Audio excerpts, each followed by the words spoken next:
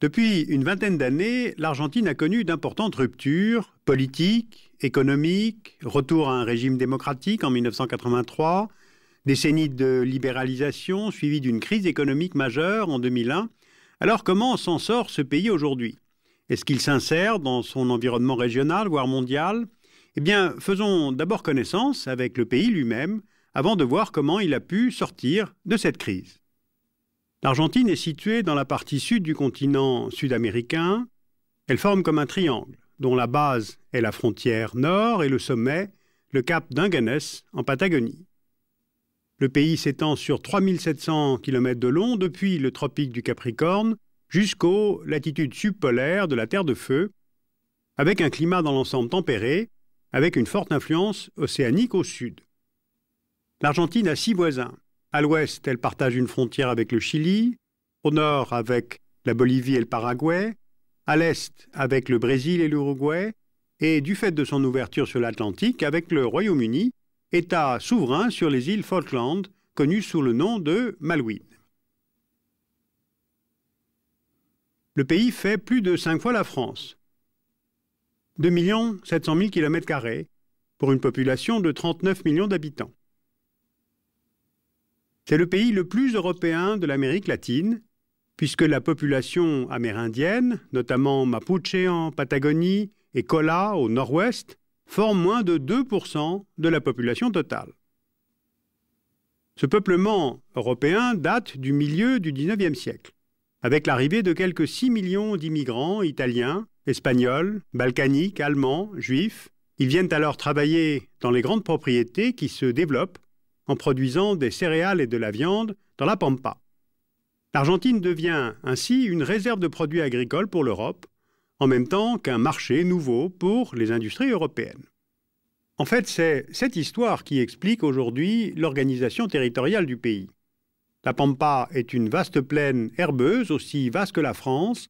Elle est toujours le cœur industriel et agricole argentin, avec 70% des élevages bovins. Elle concentre autour de la province de Buenos Aires 60% de la population. À elles seules, les villes de Rosario, Santa Fe, Buenos Aires, la capitale, regroupent 13 millions d'habitants. En revanche, entre la Pampa littorale, qui est ouverte sur le large, et la cordillère des Andes, où est née l'Argentine coloniale, on a comme une Argentine du vide, où la densité ne dépasse pas 5 habitants au kilomètre carré. Et puis enfin, il y a la Patagonie. Elle s'allonge du Rio Negro à la Terre de Feu, et moins de 5% des Argentins y vivent. Et pourtant, son importance économique est croissante, car c'est là qu'ont été découverts, dans les années 90, des gisements de gaz et de pétrole qui ont permis au pays de devenir exportateur.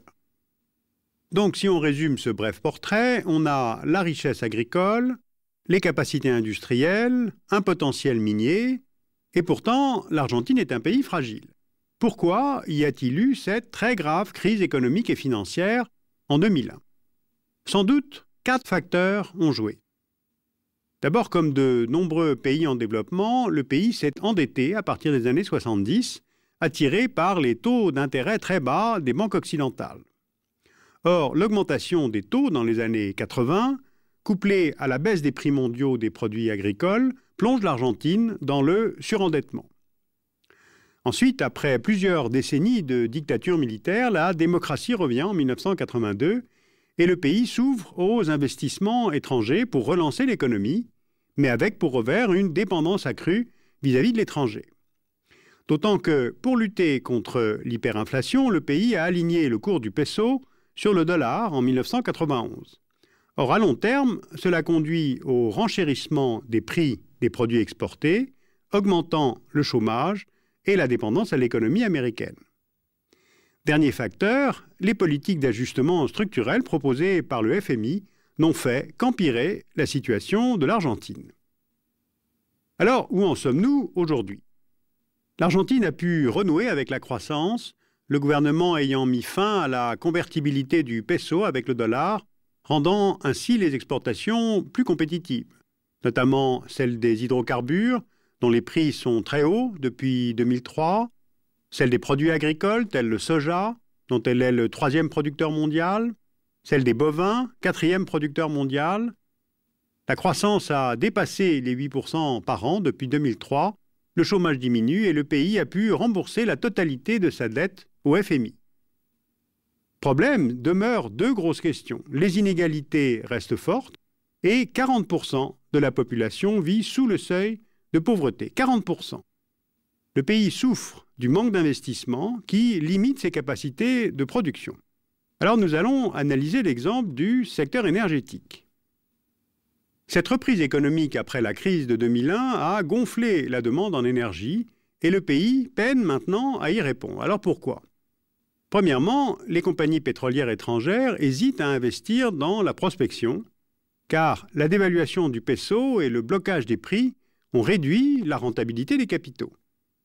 La compagnie Total a pourtant inauguré en juin 2005 le gisement de gaz de Carina Ariès en terre de feu. Ensuite, l'exploitation d'éventuelles ressources offshore pourrait être extrêmement complexe et c'est là qu'il faut se pencher sur les questions de géopolitique régionale. Dans les eaux territoriales des îles Malouines, les indices géologiques ont révélé la présence de pétrole offshore. Or, ces îles sont britanniques, elles ont été revendiquées par Buenos Aires et ont été à l'origine d'une guerre en 1982 entre Argentins et Britanniques. L'exploitation de pétrole pourrait donc réveiller les tensions entre les deux pays. Enfin, pour satisfaire sa demande intérieure croissante, l'Argentine a dû réduire de 20% ses exportations de gaz vers le Chili.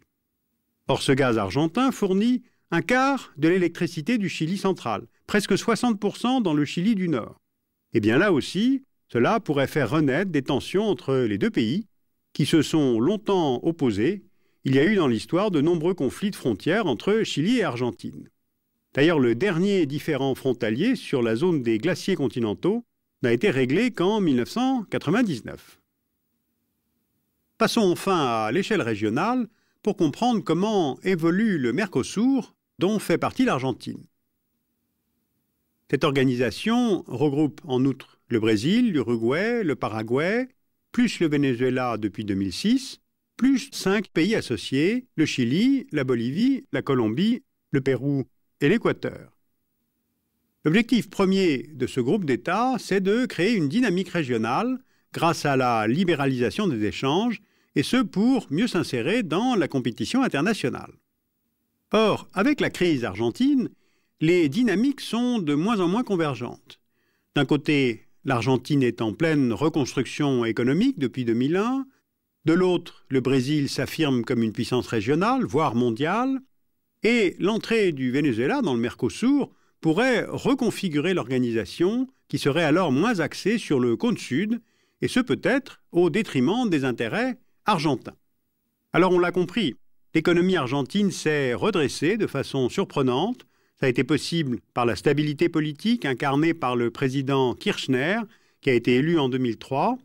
Son mandat sera remis en jeu en 2007 et il a plusieurs succès à son actif, comme le remboursement de la dette ou le maintien d'un excédent budgétaire. Mais tout de même, à l'intérieur, avec 40% de la population de ce pays qui vit sous le seuil de pauvreté, on a une nette augmentation du travail au noir, du trafic de drogue, du blanchiment d'argent sale. Et les écarts de richesse entre Argentins sont immenses.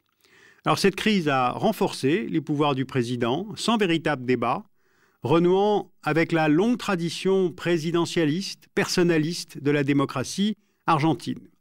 Donc ce pays serait-il une démocratie paradoxale, c'est-à-dire faite pour les électeurs, mais pas pour les citoyens?